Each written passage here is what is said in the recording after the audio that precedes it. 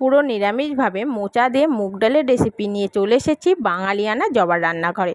মুগ ডালগুলিকে আমি ভালো করে হালকা লাল লাল করে ভেজে নিয়েছি।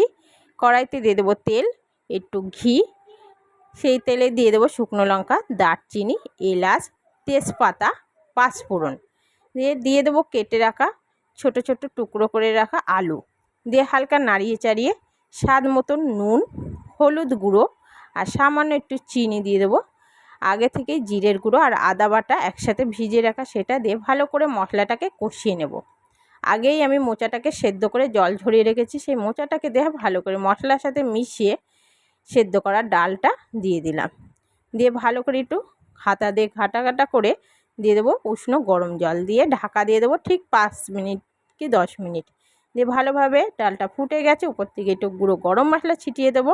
পুরো রেডি হয়ে গেছে আজকের মোচা দিয়ে মুগের ডালের রেসিপি।